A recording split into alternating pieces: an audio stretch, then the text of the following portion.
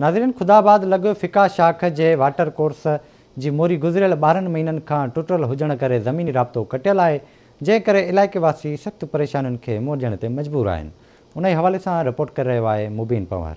ख़ुदाबाद फका शाख जे water course जी मोरी गुज़िरियल 12 महीननि खां टुटल हुजण करे दादू ऐं भान जोई लिंक रोड सां राब्तो ख़तमु ऐं केतिरा ई ॻोठनि जो दादू वञण लाइ 15 मिंटनि बजाए 1 कलाक सफ़र करण ते मजबूर। बीमार माण्हू ऐं स्कूल वेंदड़ शागिर्द सख़्तु परेशान। ॻोठाण पारां मीडिया ते दावो करण बावजूद दादू इंतज़ामिया ऐं चूंडियल नुमाइंदनि तवजा न ॾिनो। यादि रहे त मोरी टुटल हुजण करे केतिरे ई गाॾियूं टकराइजण सबबि माण्हू ज़ख़्मी थियण करे माज़ूर थी विया। उन बाबति हितां जे मक़ामी माण्हुनि आवाज़ टीवी सां ॻाल्हाईंदे चयो त मोरीअ खे तक़रीबन साल थी वियो आहे।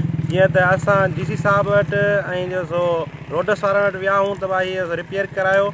हिन में केतिरा हादसा थिया आहिनि, केतिरा एक्सीडेंट थिया आहिनि ऐं केतिरनि माण्हुनि जो जानी नुक़सान थियो आहे। असांजी फका शाख जेकी माइनर आहे ऐं 5 हार्ड थी आहे ऐं इन शाख जेकी पुल आहे हीअ भॻल आहे, हिन खे 15 महीना थी विया आहिनि ऐं हीअ जेकी पुल आहे लिंक तक़रीबन माना 400-500 ॻोठ जेकी ओ जोही रोड सां लॻे थी, हेठि चननि जा ॻोठ वॾा ॻोठनि चूंडियल निमाईंदा जेके असांजी हींअर वोटनि लाइ था अचनि था, फ़ोन खणण लाइ तयारु न आहिनि। ही असांजे फका डिस्ट्रीब्यूटर जी हिकु मोरी आहे अब्दुल हक जमाली सां दूसियार हिन पुल आहे। हिनखे तक़रीबन 12 महीना किरंदे थी विया आहिनि। MNA सरदार रफ़ीक अहमद जमाली साहब, रोडस इंजीनियर DC शाहज़मान खोड़े साहब खे हिकु न 50 दरख़्वास्तूं ॾिनियूं आहिनि, पर अॼु ॾींहं ताईं हुकुमराननि खे ऑफिसरनि खे मथे में जूअं ई कोन थी चुरे। 100 ॻोठ हिते मिलनि था। ही मोरी जंहिं टाइम खां वठी भॻी आहे, वॾा हादसा थिया आहिनि ऐं वॾी ॻाल्हि थी आहे जो असां बीमारी बड़ी में एॾो तकलीफ़ में थी था वञूं, छो जो गाॾियूं हितां अचनि वञनि नथियूं।